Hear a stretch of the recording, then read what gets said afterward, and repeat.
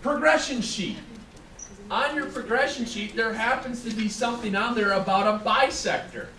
In fact, I bet you that there are two things on your progression sheet, hint, hint, have in front of you at this point in time, that talks about bisectors. One of them talks about an angle, and the other one talks about a segment. Which one is this? It's a segment.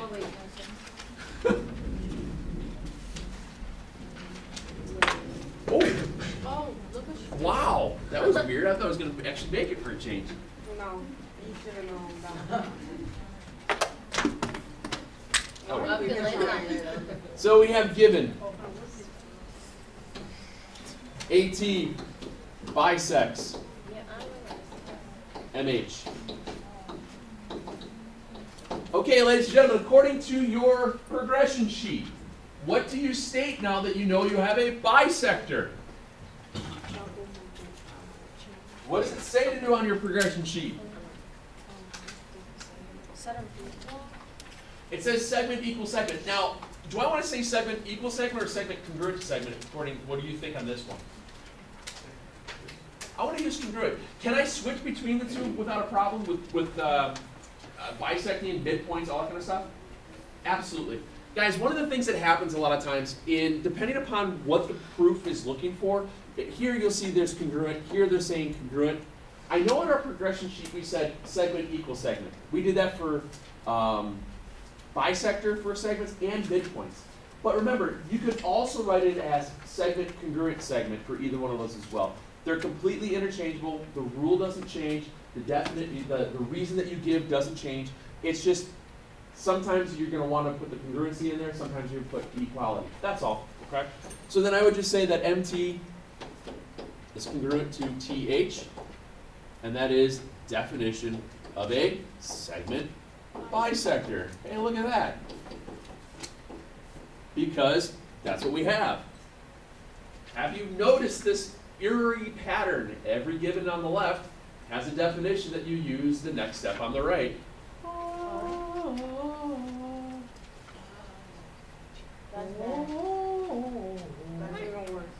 I am a great singer. People pay me not to. Right. Is there anything else I can say about a segment bisector? No. Use the next given. AT, congruent, TH. It's given.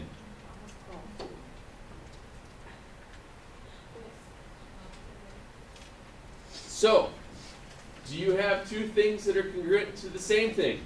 Yep. So what can you say about those two things? They're also congruent. Therefore, AT congruent MT because very good. Oh, wrong word. Yeah, I'm still confused with when you use transitive. Transitive is only when it's diagonal. If it said MT, TH, TH, AT, then it would be transitive. So, in all honesty here, guys, you had to come up with one step on your own. That is the only thing that you had to do. Because everything else was given, and then it came directly off of your progression sheet. That's the hugely important portion of this. Wonderful. You too, my guys. Wonderful, important progression sheet, because if I can find it here, I can use it there. Yay! Okay? Let's go to the top of the last page. Yeah, I think I did it. Good. She didn't. Ouch, that's not very supportive. Probably right. She's mean.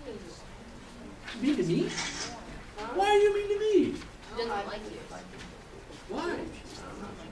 That's what I know. Let's end the work now. It's been nice to you. She's not a good math. I didn't say he's not a good math teacher. I just said he's kind of I'm highly what? annoying. Annoyed? I'm annoyed? Am I annoyed? Shut up, don't ask me that. All right. we start off with this one here. You'll notice that you've got angle 1 is congruent to angle 3. And you want to prove that two larger angles are congruent to one another.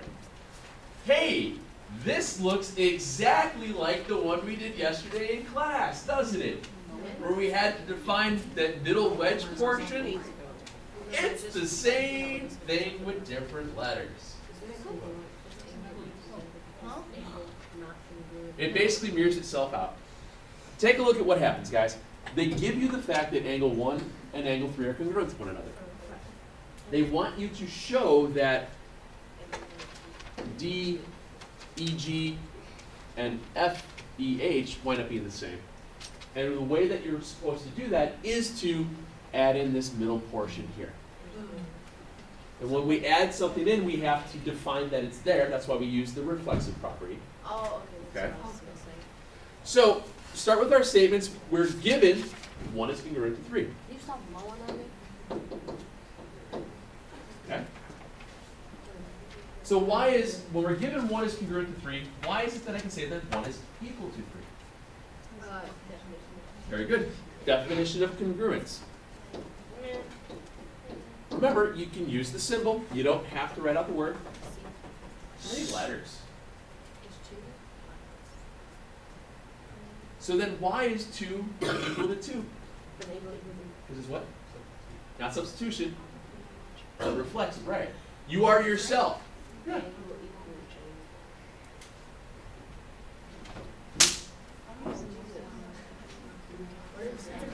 Reflexive. Really? Really? Sorry if that's annoying. You know what? What? Wait, so we I use didn't know it. We've only used it once here. Just wait. Just wait. Yeah, just wait. Just wait for my question. Just skip that. I didn't say that. So, remember, when you have reflexive property, it's always when it says the same thing on both sides. You are yourself. Angle 2 equals angle 2. Angle 3 equals angle, something along those lines. Yesterday we did the one where you had to add in a segment. This is the exact same problem, except angles. Okay? So now take a look at what happened into step 4. In step 4, what did they rearrange? So if they added the same thing to both sides, what is that called? Add prop. Oh, yeah. Add prop. Equal. Very good. Not really a paper though. Yes, I did. Equals. Don't forget the equal. Gotta have it. Wait, why does that have to be?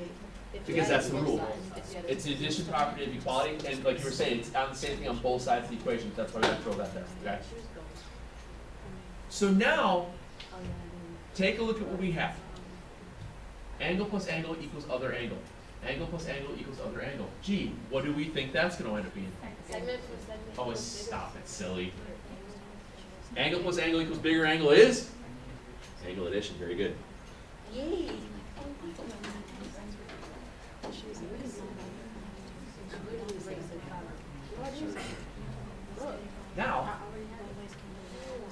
Now we go back to the idea that we had two things that were equal to each other. Those two things became equal to other things, which makes those other things equal to each other. Therefore, it is putting something in for something else is substitution.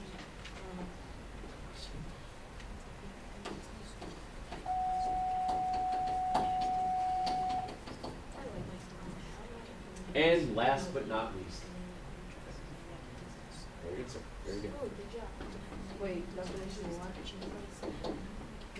Remember, definition of congruent is to use whenever you switch from equal to congruent or from congruent to equal. Okay? That's how that works. Did you get it all?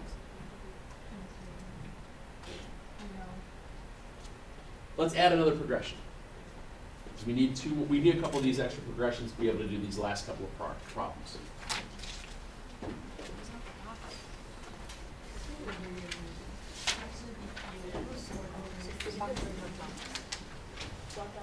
I get late in the class, but I don't. Excuse me.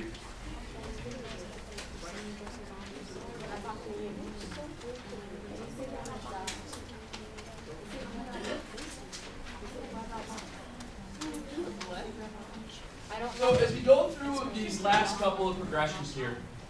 This next one that we're going to talk about is for when you deal with perpendicular. Now, when things are perpendicular to each other, what are formed? What's formed when two segments are perpendicular to one another? Right angles.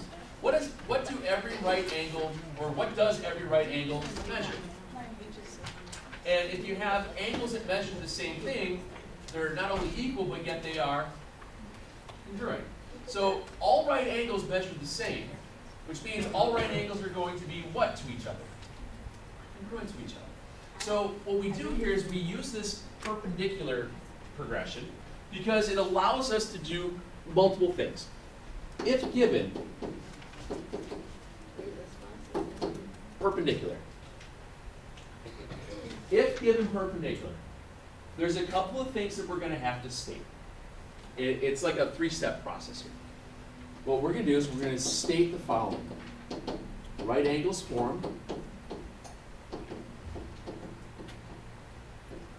and then say that right angle is congruent to right angle. Okay? And I will walk you through what it looks like in terms of an actual proof with an example to put on your square. Okay? Excuse me. What's that?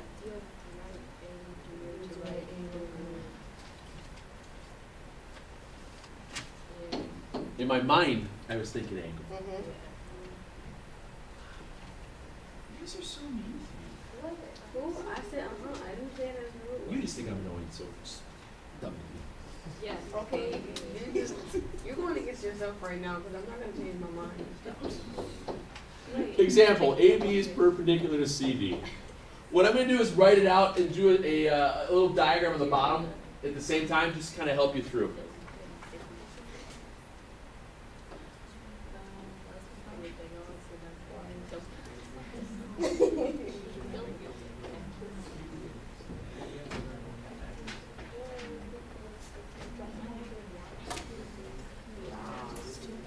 Is your eye okay, Miss Hope? He's being really eyelash and it won't come out. Like, you can see it. Do you want to run downstairs and see if they have some saline solution for like contacts? It might just be able to help out a little bit. Grab the box. Go ask for some saline solution. What's that? You want to make you a pirate patch? I can make you a pirate patch real quick. I made a bit earlier today. Sure. It'll look awesome. Oh, I know who wore the All the cool kids wear them. Can I do that? That's right, I did say cool, didn't I? Sure. Yeah, I'm fine. I know who it is. I know who wore the big shoes.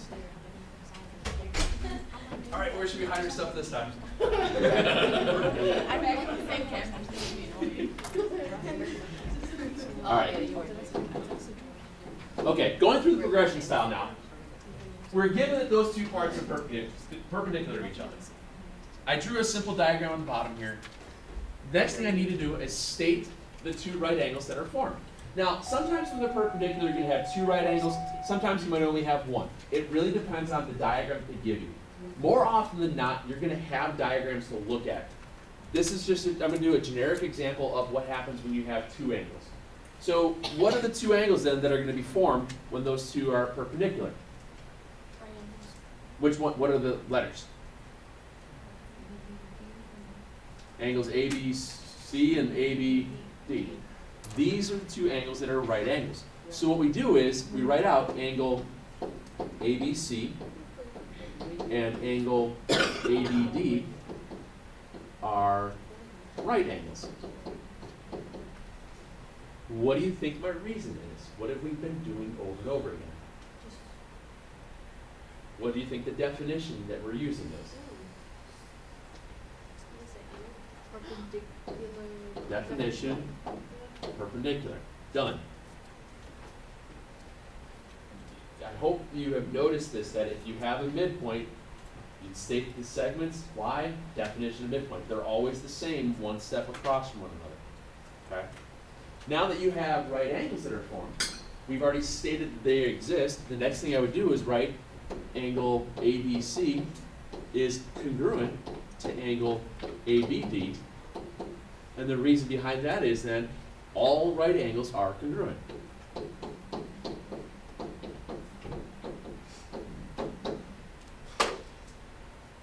So if you have perpendicular, what you're going to say right away is that you have right angle, which angles are formed that are right. After that, then you're going to go ahead and say that those right angles are congruent to each other. Your reasons are going to be definition of perpendicular, and then all right angles are congruent. And it never changes from that. Now, we don't see it a ton right now with our segments and angles portion, bless you, but we will see it a lot later on when we start talking about this. Triangles. Thank you. Is it? What's the There's one left over. Oh, really? Where eventually we'll be able to do this and say BD is the perpendicular bisector of something. If it's a perpendicular bisector, not only is it perpendicular, what do you think it does to that other segment? It'll do that. And then we can throw in a reflexive, you are yourself, and then you have triangles that are congruent via side, angle, side.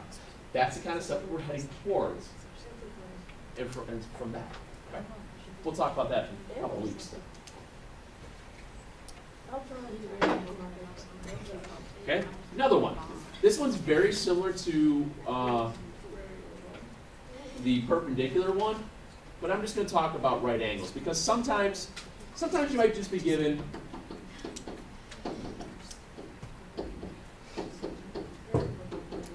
if you're given right angles.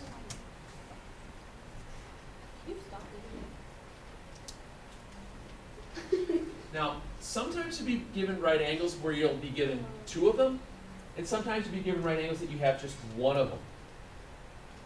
Depending upon what the proof is showing or what the diagram is, you can go one of two ways.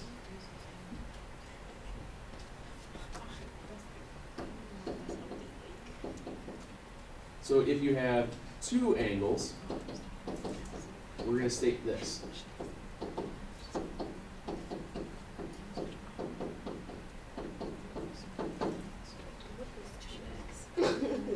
If we're given two angles, in an example where it says angle 1 and angle 2 are right angles, then I would say that those two angles are congruent to one another.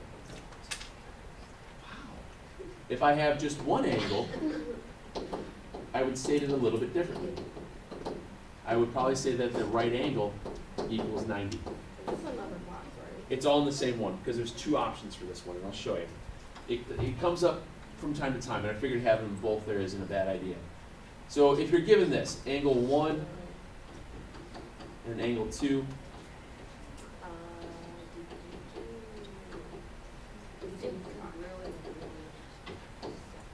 I did that again, didn't I? Ah. Hey, at least I'm consistent. So for example, if I have something given to me where, like I said earlier, angle 1 and angle 2 are right angles, then I would say the following for after that. Since those two guys are right angles, I can then say that angle 1 is congruent to angle 2.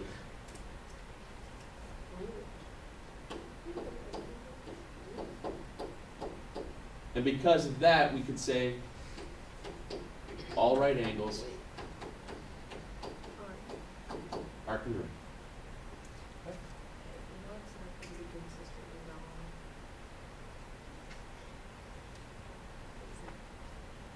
Now the other one, the other thing that could happen, like I said, is sometimes you could just say that angle B is a right angle.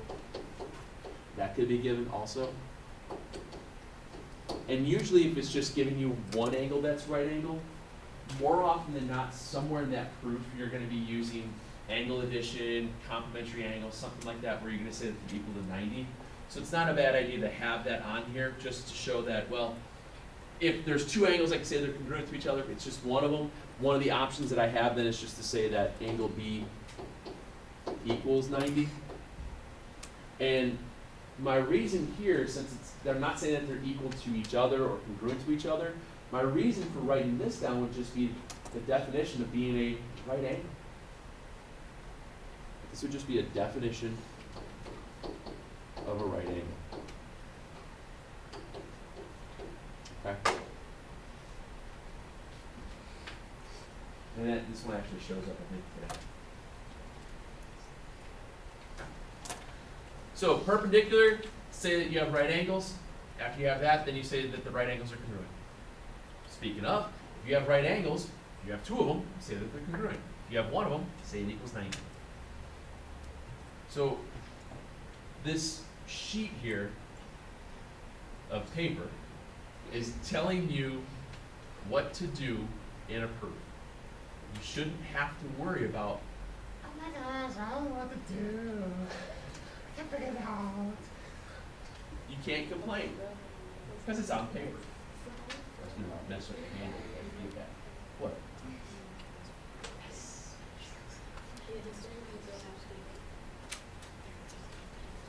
You go back and watch it and read it. You got a weekend. Come on. I went through technical work Mondays until I got home. And I realized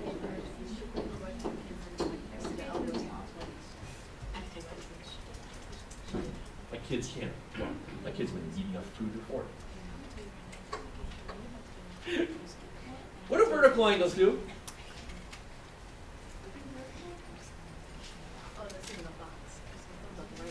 What do vertical angles do? Vertical angle. Very good. How are they formed? Two lines. A plus, two lines. So when you have vertical angles are when two lines or two segments intersect. Because anytime two lines intersect at one spot, you have four angles that are created, no matter what. Of those four angles, when two lines intersect, there's only two different angle measurements. Let me show you. If this happens to be 100 degrees here, what does the one to the right of it have to be? Because they create a line. Now, what does this one below it have to be? Because it creates the line, which means this one over here has to be because it creates a line. Boy, that's silly. So now as you look at it, when you have two lines that intersect, no matter what angle that they're at, they intersect at one spot, you're going to only wind up with two different angle measures, which means the angles that are opposite one another will always be congruent. Now, this isn't going to be so much as something that's going to be given to you very often, but what we can do in terms of a progression is kind of like a look for that I always put in here.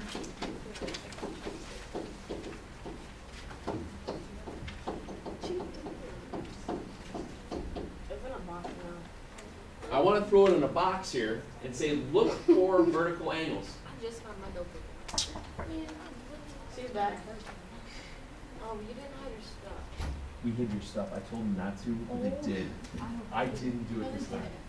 Oh, and she yelled at me because I didn't have a pink pad. Well, they can get over it. She said the next time you send something to me, they have to have it. Well, they can get over it. So, example here, what I'm just drawing up as a quick little picture is, and I label that 1 and 2. Are 1 and 2 vertical of one another? So what you can say then is that we know that they're going to be congruent, and this is what it would look like.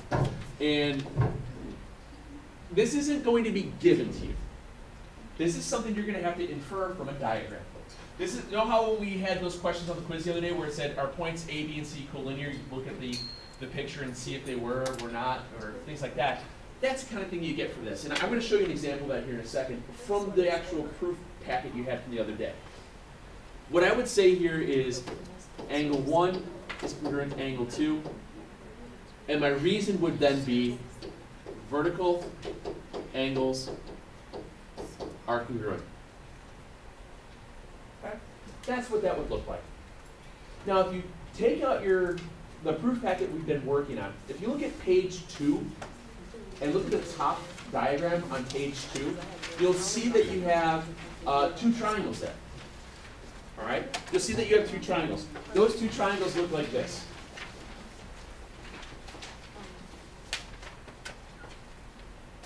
I think this is a 1 and a 2 here, basically. What they're getting at here is that they gave you this information that there's a midpoint, so you could have done this. I think it tells you that this angle is congruent to this angle as well. When you're looking at the diagram, what you're going to be able to infer, especially when we get to triangles, is that I could then have stated in this proof somewhere that angle 1 is congruent to angle 2, and the reason would have been vertical angles are congruent. I like to always throw this into my progression sheet because it's not something that's ever going to be specifically given to you. Yeah, it's close enough. It's not something that will be specifically given to you, but it is something that you can always take from a diagram. So that's why I just leave it on there as, hey, look for what do vertical angles do. That's what that is, okay? That's like the last progression I think we have for this week. So, let's go back to the very back page of what we've been working on this whole week, and let's walk through the bottom, the last one. The last one. It's triangles.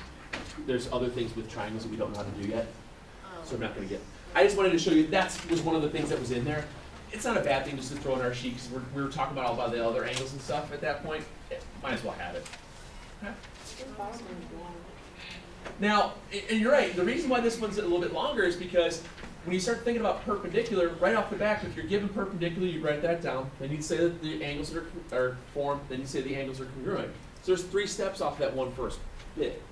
That's what happens as you start to get more and more information with more and more complex looking diagrams and whatnot. Your proofs can tend to be a little bit longer. Now, one of the things that I try to do for you guys when I give you guys proofs to do on your own, I usually try to keep them in under 6, 7 steps. Every once in a while you might have an 8 because you might have to flip it back from congruent to equal or something like that, but the meat of the problem is usually 6, 7 steps where there's probably only 1 or 2 steps you have to come up with completely on your own, whereas everything else follows the progression. And if you keep following the progression parts, the on your own becomes second nature. It becomes really, really easy. Okay? So, why did they write down? This is another thing that I'm not a huge fan of, but whatever. Why did they write both givens down at the same time? Because they were given.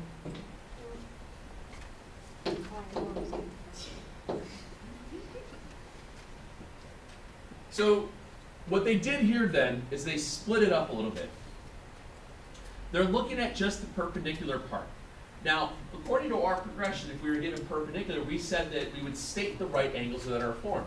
In this case, they're only stating one of them because notice the diagram, it's only cut off to one part of those angles. So why is angle ABD a right angle? According to your progression sheet, what would you say? According to your given perpendicular, this is a right angle. Why do we say it's a right angle? Definition perpendicular. We were given it, so we used it. They gave you something to use. They gave you that angles 2 and 3 are complementary, so you use the definition of complementary to write down 2 plus 3 equals 90.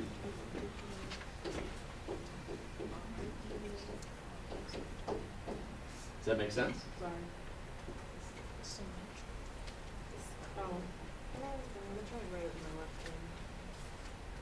Without even having to do too much thinking here. Angle plus angle equals another angle. What do you think that is?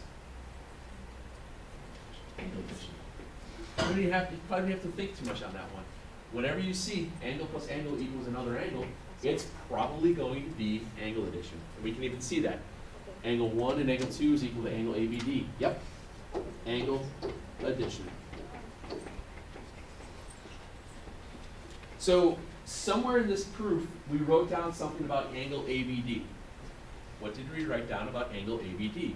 Well, angle ABD is 90 because angle ABD is made up of 1 and 2, and angle ABD is a right angle. So, why is ABD equal to 90?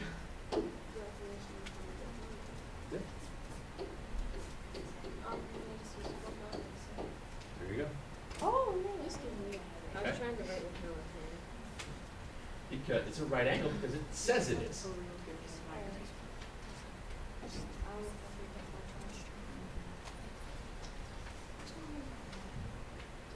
So now, erase what I have here. Why is angle 1 and angle 2 equal to 90? No, those weren't the conf Oh, measure. no. This is the one you have to come up on your own. Where is angle 1 and 2 also talked about? Here. Angle 1 and angle 2 is ABD. ABD is 90. Therefore, Substitution. dun dun dun. Why did you make this so confusing? You already know the things. You have to show how you get there. Well, that's the one. Spent all this time learning how to get there, now I gotta explain it. Do you have two things that are equal to the same thing somewhere in here now? We have two sets of angles that equal 90? So do those two sets of angles equal each other? Yeah. By what? Two things equal the same thing, therefore they equal each other. Substitution. Substitution. Again? Yep. You can use it multiple times, guys. Substitution. This one came in out here. Okay. You got substitution there. What happens within the next step? Nope. We subtracted the 2. We subtracted the 2 from both sides. We subtracted this from both sides. And when you subtract the same thing on both sides of the equal sign, what do you use? Sub T. Why do you have to say 17? Because I don't want you to say sub. I want you to use sub T. Okay. Then you have to throw the equal. And what's your last step? Very good, very good. Okay. Now, with all the stuff that we've done this whole week, basically these 3.5 days, we've spent working through 1, 2, 3, 4, 5, 6, 7. In 3.5 days, we've done only 7 proofs, really. We have gone extraordinarily slowly through them. Just extraordinarily slow. They're slow. Whatever. So when we go through, when we go through these things, we're trying to set up in such a way so that way we're going to be able to answer these 10 questions on the very front. On the very front page, it gives you some statements, or excuse me, hypothesis, statements, and reasons. This hypothesis, you can think of it as your given. Well, if you're given, if I'm given that angle 1 and angle 2 are, if I say angle 1 equals angle 2, and then I say that angle 1 equals angle 3, what can I say about the relationship between angles 2 and 3? They're equal. And why are they equal?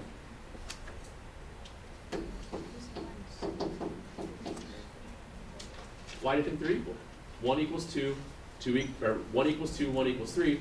Why does 2 equal 3 then? Because 1 equals 2. What's the step? Yes, sir? Well, you can say they're congruent, but see how they start with the equal. They're both equal to the same thing, which means they're equal to each other because of substitution. What these questions are asking you to be able to do is take some given statement. What are you going to take? What are you going to write from this given statement here, and what's your reason? Basically, all of these are on your progression sheet. They don't have pictures. They don't have diagrams. So what I would suggest, now that you have only 9 of them to do, is to draw what would AL bisecting FAB look like. Ray AL bisecting angle FAB. What would that look like on paper? And then what could I say about an angle bisector? Well, according to my progression sheet, angle bisectors, it's the third one. Oh, it's the second one. Right. It would say that it's angle congruent to angle. Okay. Why? Definition of angle bisector. I want you guys to be able to come up with the statements and reasons out of those, the last 9 beginnings. Go ahead. That's all you're doing today. Oh, this is it? Well, yeah, most people so far today I know we only have what? 10 minutes? 5 minutes? We better have 23. Oh yeah, 23. Yeah, you guys want a little bit less time. The other classes had about 10 minutes, and most people got like 6 or 7 that were done right away. So you'll fly right through these. These don't take much to do. Okay? Drive better? Yeah. What's that? I don't think so. I think it's pizza night. She wants me to go to Elwood because she has to work. I know.